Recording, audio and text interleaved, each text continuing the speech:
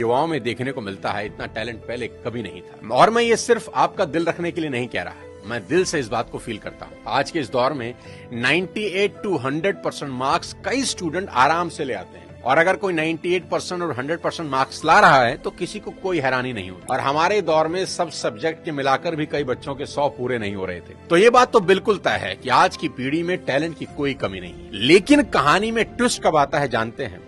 जब बच्चे 14 से 20 साल की उम्र में होते हैं।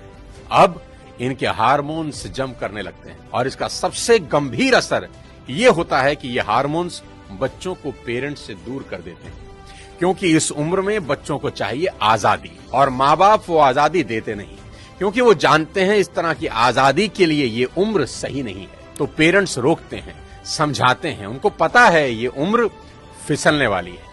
यही वो उम्र है जिसमें फ्यूचर बन भी सकता है और बर्बाद भी हो सकता है।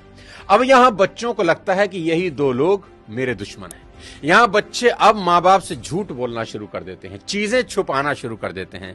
बच्चों को अब दोस्तों के साथ रहने में ज्यादा मजा आने लगता है। अपने ही माँ बाप अब दुश्मन दिखाई पड़ने लगते हैं। अगर किसी बात पर माँ बाप डांट दें तो आजकल के बच्चों का एक फेवरेट डायलॉग है, आवर पेरेंट्स आर आउटडेटेड। पापा आप सठिया गए हो। और अगर बच्चे ऐसा कर रहे हैं तो मुझे इसमें कोई हैरानी की बात नजर नहीं आती। ये नेचुरल है, सभी करते हैं। 25-30 साल पहले हम भी यही करते थे, और आज के कोई 25-30 साल के बाद इनके बच्चे भी ठीक इसी इंटेंसिटी से ऐसा ही करेंगे। ये साइकिल चलता रहेगा। अरे आपको दिक्कत क्या है हमसे? कम से कम हम कोशिश तो कर रहे हैं ना।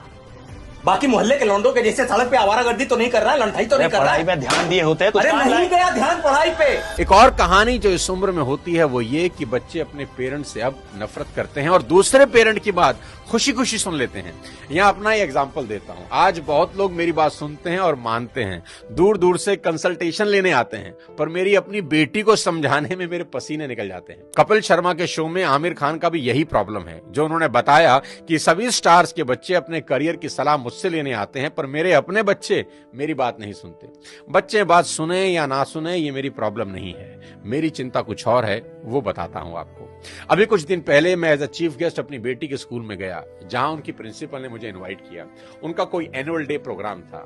मैंने वहां भी यही कहा कि मेरी चिंता बच्चों की परसेंटेज को लेकर कुछ ज्यादा नहीं है, क्योंकि पिछले 20 साल में कोई 200 से ज्यादा कॉर्पोरेट्स को मैं ट्रेन कर चुका हूं, और मैं जानता हूं कि स्कूल और कॉलेज में पढ़ाई जाने वाली 90% बातें जिंदगी में कहीं काम नहीं आती, और 90% बातें जो जिंदगी में काम आती हैं वो स्कूल और कॉलेज में पढ़ाई ही नहीं जाती। मुझे तो याद ही नहीं कि कब sine theta upon cos theta is equal to tan theta मैंने अपनी जिंदगी में कहीं इंप्लीमेंट किया। एज अ पेरेंट आज मेरी सबसे बड़ी चिंता